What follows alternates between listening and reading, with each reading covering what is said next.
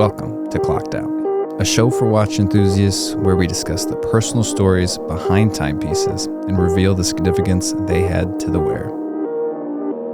And today, my guest is Ren Thompson. Ren, in addition to being a watch collector and jewelry enthusiast, has a background in athletics and music. And as of today and this year, has a very special announcement that he is going to be president of Chicago's Jeweler Association, which makes him not only the youngest person to hold that position, but the first black man to do that in the company's or the history of the organization, which is over 150 years. So without further ado, Ren, I appreciate you being on the show, making time for me. And I know today is a very special day for you, so I appreciate you even more so coming out to our studio and making time for this. Thank you, man. Thanks for having me. This is really cool. This is fun. It is, dude, and it's been a fun experience meeting you through some of the watch events that we've been a part of as of late. And so when I saw you at these events, as well as moving into this new position, I was like, you know what, let's talk to this guy. He seems like he's going places, and we're going to hear about those places today. But I usually start off the show with what was kind of your introduction into watches or jewelry, or wherever you'd like the story to start. Where does it begin? Well, watches, I think I've always been a kind of a fashionable guy, and so growing up, when you start getting into your teens, your early teens, you start to kind of, explore yourself. And I would wear really crazy clothing, like really, Kanye West was popular then. So I was wearing like the pink polos and all these crazy things, but he would talk a lot about watches. And I didn't really know what that meant, like the watches he was talking about, but I knew I wanted watches. And so originally, I started off buying what I would call like fashion watches. And so, like you're like, I don't want to name names, but, name them. Watches you buy at like a Macy's or something like that. Most people fell in that same footstep. Exactly. So, you get your first $150, you go to which Macy's. is a lot of money for a watch. It is a lot of money for a watch, but not when you don't know what you're looking for. You're just buying purely something that looks awesome. And so I bought, Calvin Klein's and things of that nature for a while. And I did that for a long time. And not really until I got probably on my 21st birthday is when watches actually gained, it became real for me. And I would say that's when I like officially started collecting watches, and that's the whole reason why I brought this watch today. This is the Animal Kingdom Disney watch right here.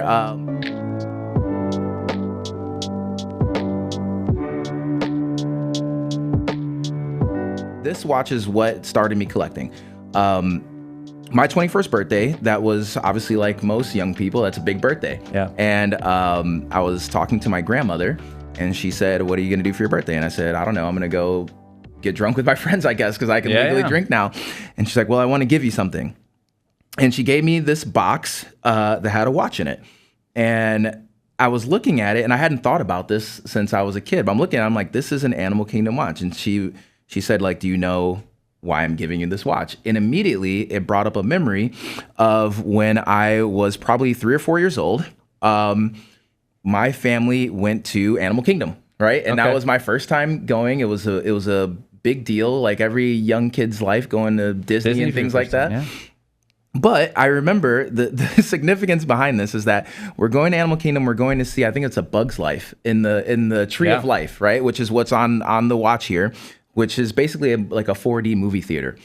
However, that day it was like torrential downpour. And so literally we're standing in line and just getting poured on it had to be probably 3 or 4 hours.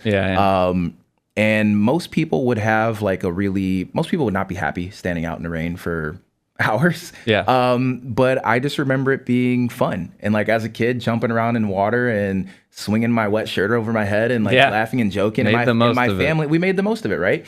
And my family had a great time too. And my grandmother bought this watch on that trip to commemorate that experience and that memory. And she told me, she said, I just knew the kind of person that you would be if you could see the good in that, in that moment.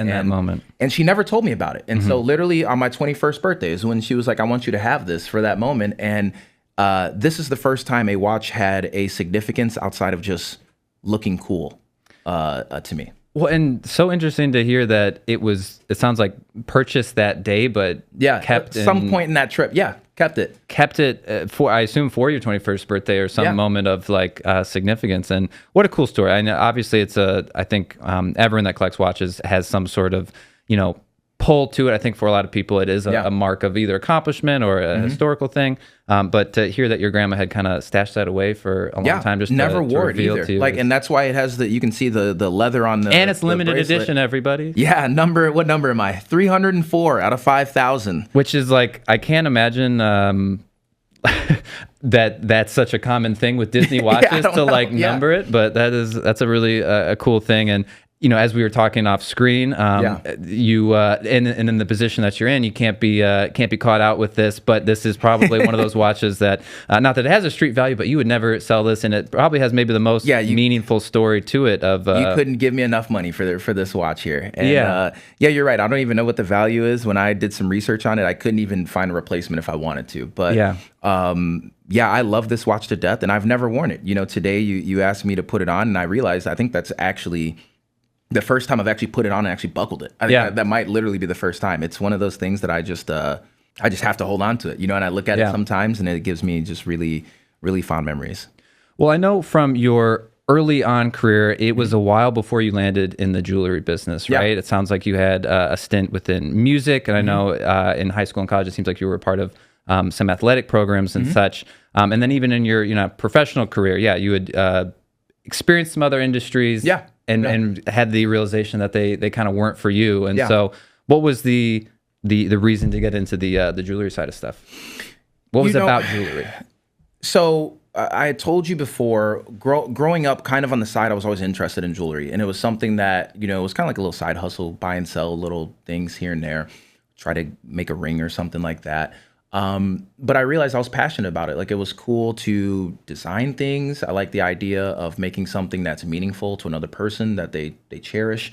And so, like, what kind of really got me into it was, I had some other careers that I had played around in, and they were great, and they were always loosely around my passions. But I found myself one day having the opportunity to make my own decision. Really, I was like, okay, I'm in a position where I need to figure out what I want to do with my life.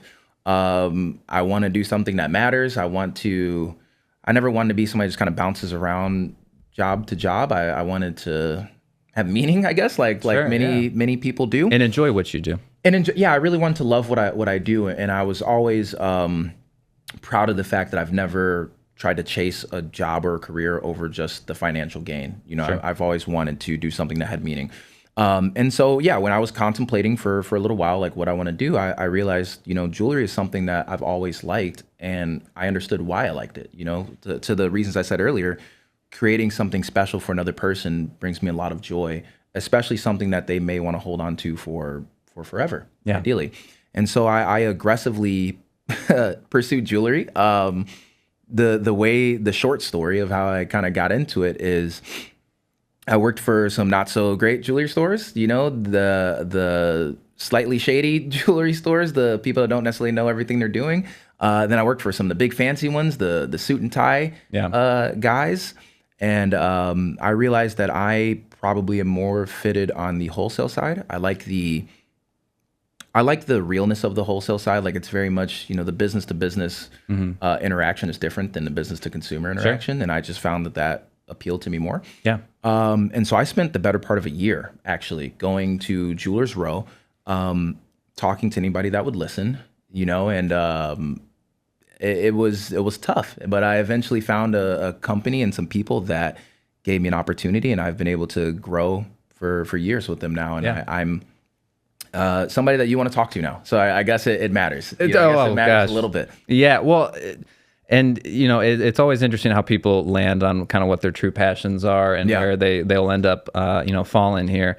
And so to bring it to, what's on the table a little bit here today and what some of the significance of these pieces, I see that there's a trend, and I'll spoiler alert for everybody. We got a couple of Omegas on the table. And so I wore mine in solidarity with you today. Thank you. But I know one of these was meant to mark that kind of, that moment in every man's life where it's like, I'm actually doing this, I've made something of myself. I've been, you just feel another sense of confidence, accomplishment, it's a new chapter, and you feel like you kind of have wind in your sails. And so, where did that drop us? Great tee up there, man. Speaking of sails, we'll talk about my Seamaster, this America's Cup edition.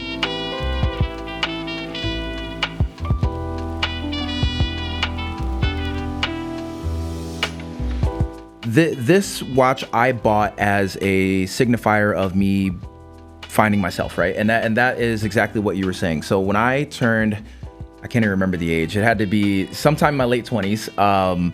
I purchased this right before my birthday. And as you can see, it's taken some dents and some damage, but that was the point. You know, I wanted a watch that could go on all the adventures that I want to go on in my life. And I bought this right before a trip to the Caribbean. I am a big time free diver, snorkeler, things of that. Things you can't really do in the city of Chicago. I like that stuff. Sailing, things like that. And so I've become a big fan of it. And funny enough, for about a year or two before I purchased this watch, I got like heavy into sailing GP. So I was just like watching it nonstop. And I like the America's Cup. And I don't even know how I came across this one day. But I was like, wow, they do a Seamaster, which already is like my favorite watch just because I'm a diehard James Bond fan. Yes. And I'm like, they do an America's Cup edition. I said, well, now I have to have it. And then I started looking through the archive. There's a couple variations of it. Started looking through the archives, and I found one that was black and has, you know, the oversized indices and things like that. And I was like, I got to have this one with the white gold bezel. I said, I purchased it. And immediately, the thing that you should never do is when you buy a neo vintage watch or a used watch, you should always get it serviced or checked up first before you do anything significant. I didn't do any of that. I said, I'm taking this immediately to the ocean with me, like the next day. And I did it. And I was like, you know what? This is either going to get completely ruined or it's going to be fine. And it was 100% fine. But there we go. Some of the damage on this watch, and I'm proud of the damage on this watch. Some of the damage on this watch was caused by real life adventure. So I took this diving. I did a free dive to roughly 50-ish feet in Aruba with this on my wrist. And I was really proud of that. And I was like, here's something cool that I can say I did with this watch. Well, most dive watches never see anything past the pool, the deep section of the pool. So the fact that you were wearing it is super cool. And I'm glad that you wore it that day. Yeah, you know what's really funny is I bought the watch and I was so proud of it. And I'm whenever you get your first scratch on a watch, it's like killing yourself. Yeah, it's like literally it's like being stabbed. And I remember I'm in the ocean. I'm holding on to a boat, right? I'm holding on to like a ladder for a boat or something like that, and kind of rocking back and forth in the ocean. I'm not really paying attention. I'm like looking at whoever I'm out there with. And I happen to glance over at my watch, and the bracelet is just rubbing against the ladder of this boat. And I just had a moment where I was like, well, I guess that's the first one. So let's keep it moving. Eyes went all wide. Oh. Yeah. I'll tell you how it got damaged, actually. This happened on that same trip. So if you've never been to Aruba, there's some slight crown damage, which I could get it fixed, but I think it's kind of fun to talk about anyways. Well, it's cool to see limited edition. I missed that when we were doing the B-roll there, but actually it's cool. I forget what number it is, but they only made like, I want to say like 9,000 and some change. Oh yeah, I didn't, and this is numbered too. Unfortunately we're not going to have B-roll. Maybe I'll film it at the end here, but also a numbered one, which is, it's always cool with watches, you know, to have a number in there. So they only made like 9,000 some change of these. This one's limited edition. It's one of the few that they actually have limited edition engraved on the side. I don't think they've done that with many at all. But how I damaged this, which this is like, you have a limited watch, you should probably try to take care of it. But whatever, I wanted this to be my adventure. The way I damaged it was, I'm driving through kind of like the state park in Aruba. And so like Aruba, half of it is like a state park. And it's kind of like desert-esque kind of. And so I'm driving a, what do they call them? Like a UTV, you know, like I forget what they're called, but some sort of off-roading vehicle. And I'm not listening to the guide, right? I love cars. I'm kind of a speed demon. And the guide is like, we should only do this speed. I'm like, no, I'm doing all I'm good. Speed. I'm good, man. See you later. And so I'm like driving very, very fast. And I'm whipping around the road. I'm getting squirrely and all those things. And I go to kind of like drift the corner a little bit. And I catch like a rock or something, and I'm almost flipping this thing over, but it kind of jerks my hand, and the watch just, my hand flies off the steering wheel. I hit the watch right on the roll cage, and right there is where I damaged it. And I was like, you know what? I'm I kind of like that story, so I'm going to leave it like this for a while. But at some point, I do need to actually repair this. Well, yeah, this in its current state is probably not the one that you should bring on your next dive here. Yeah, it's kind of a bummer. No, it's so cool, and I think that a lot of people, especially with a new watch, you spend all this time, effort, money going into it, and then that first scratch does get you. But I think as many people that watch the show and have watches realize it's like it's going to be the first of many. It's going to happen, and you live on it, and you grow past that. And I think. There's something fun about having something that, is a luxury piece that you obviously want to take care of, but like, I'm bringing this bitch in the ocean. Like I'm doing this, like I'm not going to take this off when we're doing this thing. Like, I'm living life, and it's a tool watch. It's, it's meant to be, a tool. Up a little bit. You know, what's funny about that watch too, is I do actually need to get it repaired, because originally the whole point of me buying this type of watch and saying I want to go on adventures and everything is, I've been caring a lot about legacy recently, and I don't have children. I'm not sure if that's in my future, but I like the idea of one day being able to give this thing to somebody and saying, hey, these are all the adventures that I went on with this thing, and I'm excited to see where you go with this thing next. And that was a big deal to me, and I realized up until this point I didn't have anything that I could do that with, and so I said, a watch is a great way to signify that. None better than the Seamaster, in my opinion. Of course not. So where did we head to from here? Where do we head to from here? I think let's talk about legacy a little bit, right? I'm fortunate that I now work on Jewelers Row, which is approximately a block away from where my father worked. My father taught journalism at the University of Roosevelt, and my dad was like my biggest hero. And just an incredibly smart man. He had he must have 5 or 6 degrees, something like that. He's a military vet, just no nonsense. He's a large man. I mean, I'm a fairly tall guy, but he was bigger than me, a large man, just had a crazy commanded some presence. Yeah, 100%. Just a deeply respected, like a man's man in a lot of ways. When I was young, my father passed away. And when I went to college, a lady that used to babysit me, she actually put together a reel of my dad's life, things that I never even knew about. My father was much older when he had me later in his life. She put together a reel of his life. So things of when he was in the military as a young man, pictures of him in the 80s or the 70s, dating, all these just crazy things about his life all the way up until the point of his passing. But easily one of the sweetest things that somebody's ever done for me. Yeah, it's very nice. I remember just opening a package and looking at that. But periodically I look through it. And so really, I actually bought this year. Every once in a while, I go back into this DVD and just kind of look at my dad's life, especially as things in my life change, and the things he told me are the more understanding I get of him as I get older, right? But a watch caught my eye, actually. And so I'm looking at this. My dad was always a charming guy. You could call him kind of like a ladies' man, if you will. Okay. And there's a picture of him. He's with a beautiful woman. He's wearing this flag clothing and everything. Yeah. But I see on his wrist, he's wearing an Omega. And I'm like, what is it? And this is, mind you, I'd been born at this point. So this is, baby Ren, but he's doing his thing, I guess. I see he's wearing this Omega, and it's on a lighter strap than this. But I zoomed in. I did all this forensic research to figure out what watch this is. And I'm 99% sure it is one of these, the 120 from the mid to late 90s here. And so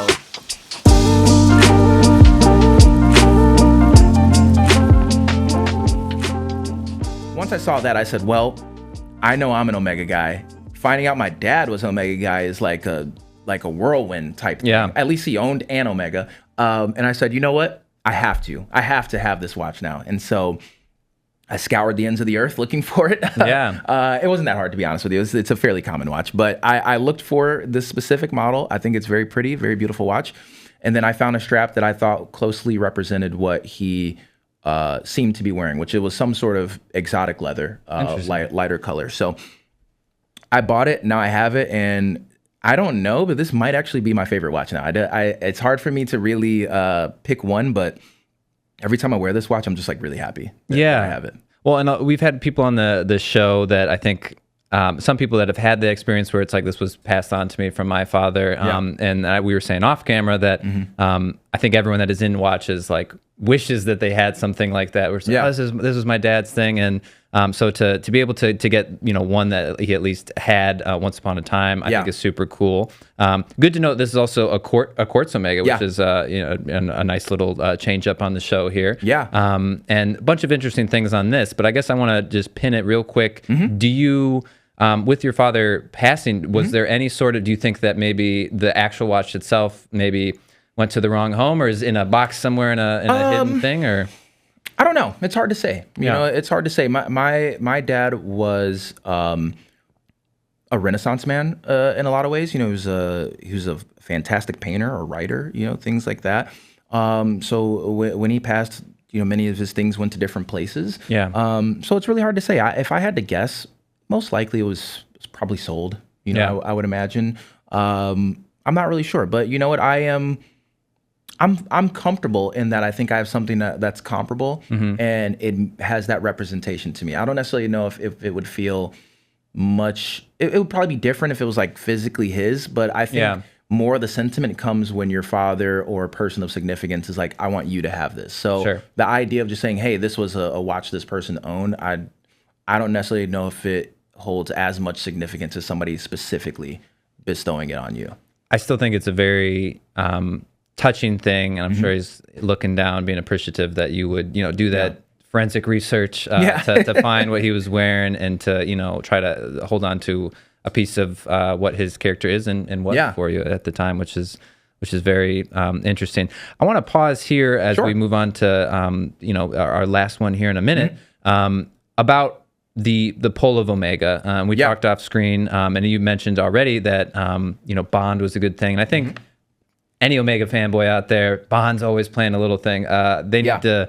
I'm sure there's a good deal between Omega and Bond already, but I don't think Omega probably fully appreciates how much has been propped up by Bond fans. Seriously. But, what was it? We were born the same year, and so I assume we grew up on Pierce Brosnan, James Bond movies, and I used to watch them with my dad all the time, and it was like, I think as a kid, it's like James Bond's just, he's the man, dude. The coolest, and even I didn't even mind the disconnect between being British versus US, but he was the quintessential just badass, 100%. He was good looking, just a total badass, guns, women, cars, the whole thing. Just the way he talked, he was just slick, and Omega obviously has had that pull there. But what was it about, what was it about Bond, I guess, that was so intriguing to you, and what pulled you into the Omega ecosystem? It was everything you just said, right?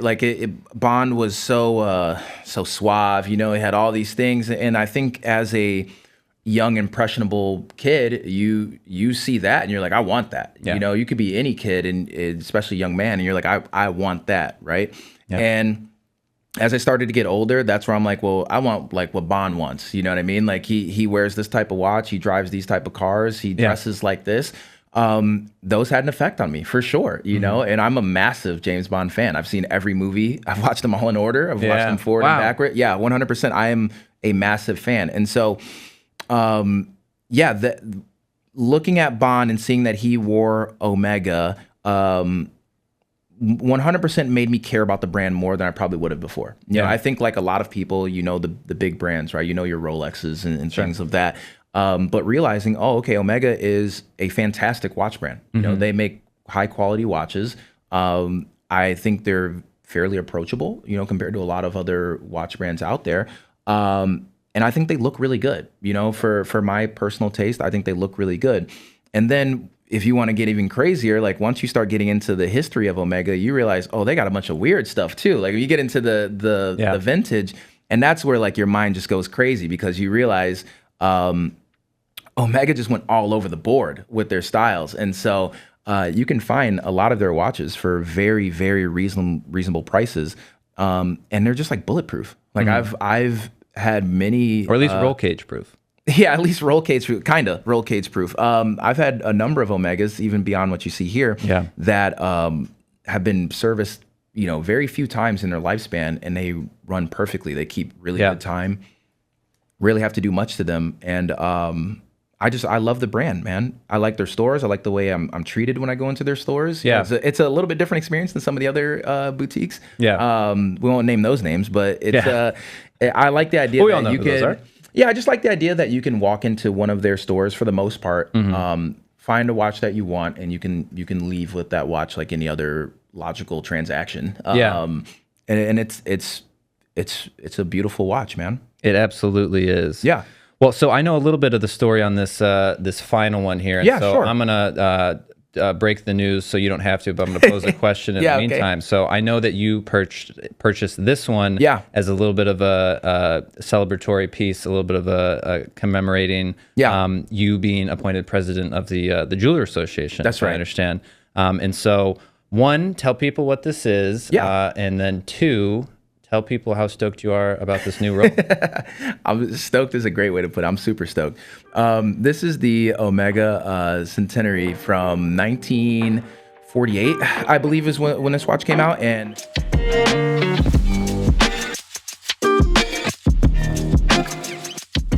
this watch is significant because this watch was made to celebrate their 100th year, and I'll be honest, like many other watches, this one was kind of an impulse purchase. Our good friend Tony actually happened to be right next to me when I purchased this watch. Good.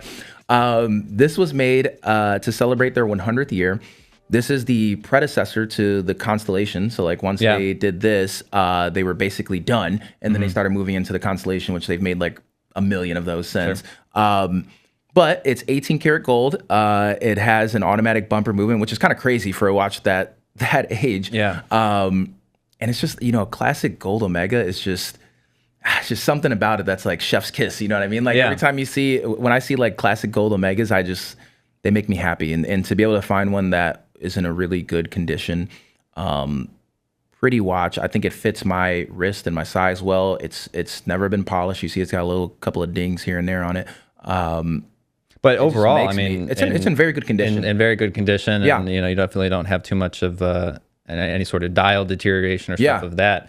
But so this is the only precious metal on the table. And I know we had talked off camera about the kind of strange nature of precious metal within watches themselves. But you being in the jewelry side of business, I think that there's an added appreciation for 100%. Fine metals and I guess just things of luxury. And so was it important that the watch that kind of, defined that step for you be something of precious metal? Yeah, it had to be something that was, 100%. And I knew when that was happening, I was like, okay, I'm probably going to buy a watch to commemorate this, but I'm not really in a rush for any particular watch. But I knew I probably wanted it to be an Omega, probably wanted it to be a gold Omega. And the ones I had my eyes on were the old pipe hand. Especially with the pointed indices. I love that watch for whatever reason. But I saw this one. I said, this is the one. Like once I actually saw it, I said, this has to be the one. The significance it has to the brand, the fact that it's in this type of condition, 75 years later. It's crazy. It's incredible to me. So I had to purchase it. And then I went a step further, and obviously the company that I'm a part of, we make high-end fine jewelry, and we have the ability to do a lot of cool things, but I laser engraved it myself actually on the back, and there's a small phrase there, but it basically comes out to be "I think, therefore I am." I like and that. Then it has I missed that too. It has my name underneath it, but I'm like an incredibly focused person, and this appointment to this role is something I wanted for many years, and I was very intentional with how I went about trying to figure out how to get into this role. And once I did it, it was just another moment where, I felt like I put my mind to something and I was able to achieve it and earn it in the right way. And so finding a watch that was very intentional in what it was celebrating, it was big to the brand, my favorite brand. I said, okay, well, this is something that's big to me. I'm celebrating, and this is kind of a quote unquote historical moment, not only for, I think, our industry, the role that I'm within, but obviously me personally, this is something I'm going to look back on. It's an accomplishment many years piece, from now, and it's probably going to mean something different to me then, more than now. I'm still wrapping my brain around the whole thing, but I needed it to be something that had to be a commemorative watch that could really signal, really mean this to me, like what this means to me. Yeah, absolutely. Well, and let the listeners know a little bit about what you think this role is going to entail, and what I guess you're kind of, the fact that you were not just appointed and reluctant to like whatever, like you kind of sought this out, and it seems like you got the position. I assume probably over some other people, but I think you were strategically picked for various reasons. And so and also I'll just kind of tee it up that, like, we're filming this in Chicago, which is not always known as the biggest jewelry place in the world, and I think in comparison to New York or other coasts, we fall just less on the attention spectrum, right?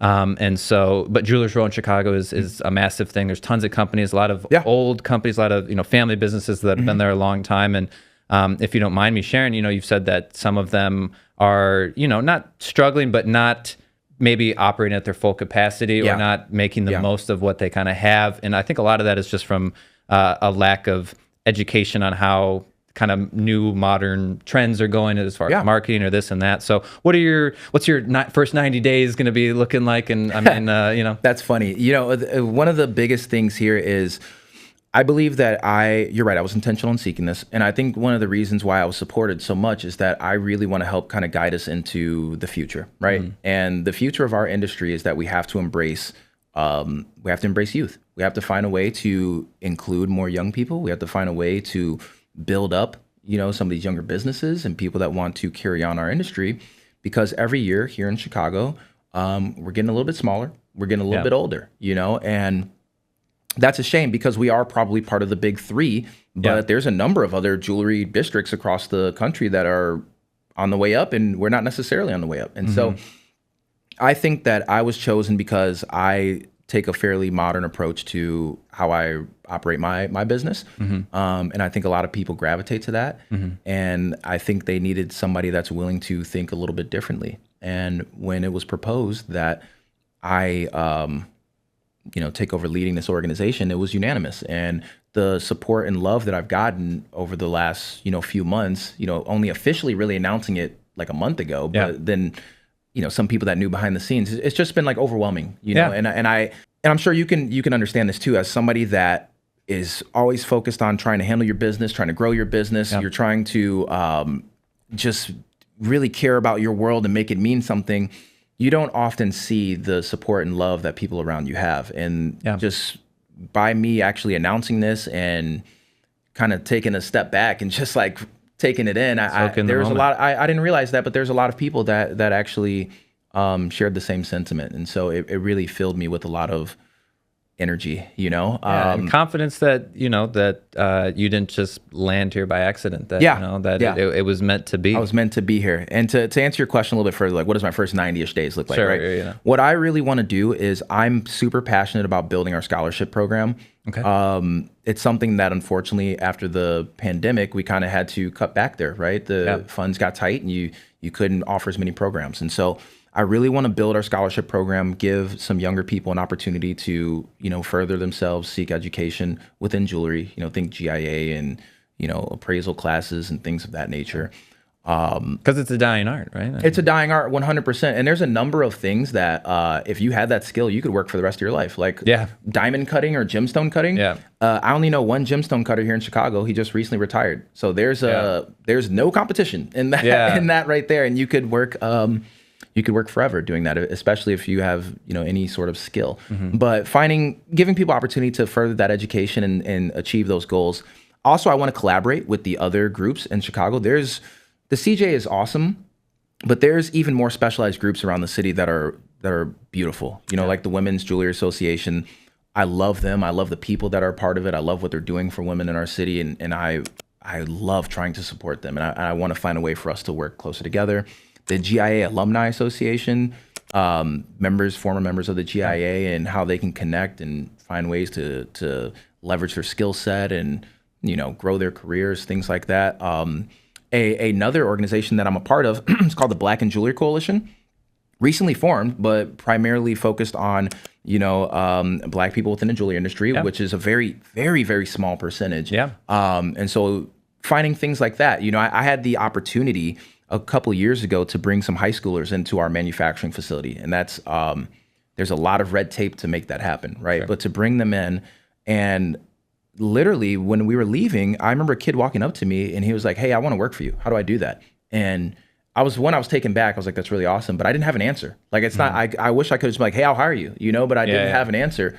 And that's where I realized, hey, I need to actually find a path for somebody that, like, I just obviously inspired somebody that wanted to care about our industry. Yeah. But I don't actually have anything to give him now. Yeah. And I said, okay, now I need to do that. I need to find a way to give this person a path to actually find their way into our industry.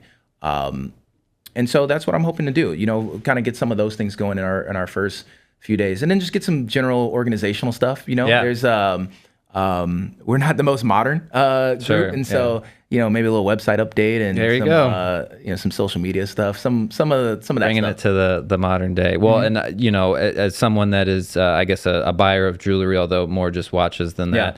I agree with everything that you said, and I think that it is something that doesn't get the kind of recognition or even the support as far as like new fresh eyes being interested in the industry and like wanting to, there's like plenty of people that want to buy watches, but it's like we need a couple people that want to learn how to fix them, and a couple of people that instead of just buying diamonds want to learn how to cut them and do all this sort of stuff. So, and then to hear that you're obviously I'm a big fan of education, so any sort of taking people under your own wing, helping provide opportunities for people that maybe wouldn't have is obviously very commendable stuff, and stuff that is going to be yielding results for you, I'm sure. But so now that we are moving on to this new thing, we got the piece that is signifying that accomplishment. I'm sure in the back of your head there's a piece that's like maybe at the end of the road here when I feel like I've done my thing. Have you selected something? Do you have a grail piece? I usually 100%, like to ask 100% all day. What's on the future for you? And I know that you have a lot of watches that aren't here today. Man,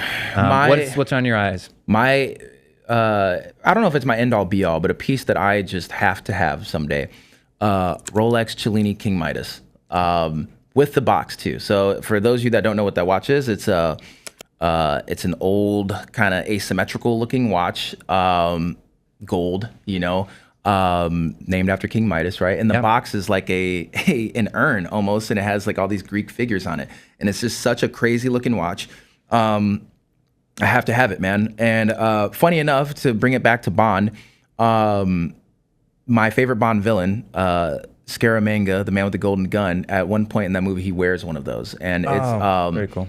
It's just such a sweet watch, man. It's so fun. Kind of expensive. As far as gold watches go, it's not crazy, but the boxes, finding a box with it is what makes it really hard, because the boxes are like, and I assume they were probably not mass produced. It was probably more limited, or they very limited, very limited. I don't know the total number of pieces. You'll probably find more quote unquote Queen Midases than King Midases, the bigger version. Okay. But it's just a very odd watch. You don't see Rolex make many asymmetrical watches. No. And so I just really, really want that watch. I even have a tattoo on my hand that says Midas. It's written the same way that it's written on the watch, and so it's very cool. That's how much I love that. That's commitment right there. Yeah, man. I have to have it. It's everybody's grail and true north with watches can vary a little bit, but that's tattooed on you. The tattoo isn't necessarily for the watch, but the watch definitely plays a part into. No, I love the commitment. Into that thought process behind it. I love the commitment into that, and hopefully that dream comes true for you. Thank you. Fairly soon here. I understand today is a very special day. It is, just because. So what is happening once you leave here? Once I leave here, I'm probably going to go to my house and sit down for a minute. Yeah, but, take a breather. Tonight is the Chicago Jewelers Association 150 year gala, and so we're celebrating 150 years. And the whole theme behind it is how we're changing into the next 150 years. And so obviously, being the next president, being the youngest and the first black man to be president, that's a big change, right? Yeah. Traditionally, there was a lot of wealthier white gentlemen that ran the organization for the last 150 years. Yeah. And so it's a big deal. And I have a lot of friends and people in the industry that are close to me coming to this event. It's going to be in the middle of Gold Coast tonight. I got to put on a tux and everything. I had to. That's why I have a bag over there. I had to buy a bow tie. I don't own a bow tie either. Yeah, I was like, I didn't even realize it until this morning. I was like, I don't actually have a bow tie. Yeah. But you're the man of the hour, so you got to be dressed to the nines. Today I am the man of the hour, I suppose. But I have to give a speech at some point. Yeah, those are always fun. Yeah, it's gonna be fun. I don't necessarily know everything I'm gonna say, but I'll figure it out. Well, and this will air after. What's gonna be on your wrist? Have you decided? You know what? I haven't. I think it's between our gold piece here. Yeah. Very significant. But I was thinking about, I'll just call this Dad's watch. I was thinking about the Dad's watch as well too, man. It's gonna be one of those two. So I'm not really sure. I guess what do you think? I'm actually wearing a like a blue velvet kind of tux. Oh, I mean, then I think that the Dad's watch, the strap on that makes total sense. I'm cool with either one of these options that's on the table here. And I'm also in support of the Disney watch, but although it's not going to help you out with it has no battery right now, so I won't know what time it is, but I don't know if that matters as much tonight. Maybe I will do Dad's watch, man. I'm not really sure. I think it's going to be Dad's watch. Well, I'm sure it is going to be a stellar event and set you up for an amazing career as the president of the Jeweler Association. I'm glad to hear that you have landed on your true passion and that things are moving, just from one entrepreneur and hustler to another one. It's always good to see people, achieving things. And like you said, to have, when you announce it, just an outflow of support of it feels good to set out, do something, and actually do it, right? So I'm glad that I was able to steal a little bit of your time, and especially on a day like today, I want to let you get back to your event here. Let me say something now. I want to say something to your listeners. I only have one thing. Let's do it. Look into that camera. I'm looking at the camera. Listen, that one's you. Yep. The jewelry industry needs you. If you're somebody that's interested, if you're somebody that's curious, take a chance. The industry is one of the last handshake industries, and so if you're trustworthy and you work hard, you will go very far. Do not be afraid to jump into this industry. Everybody loves everybody. We're very diverse. So if you know anybody, especially a young person that's curious, please encourage them to jump into our industry and learn more. We need people like you. I can't express how important that is. So if you know anybody, if your listeners know anybody, tell them to reach out and explore our industry. You don't need a degree. You don't need anything. You just need to be a good person, and you will go very far in our industry. So please help me push that. We need more people like that. I will do just that. Whatever links you can send, I'll put them in the show notes and stuff. And with that, Ren, thank you one last time. Thank you, man. I appreciate this. Congratulations on the big promotion, and I'm looking forward to seeing it at a couple of watch events around town. Thank you so much for having me, man. Thank you. Thank you.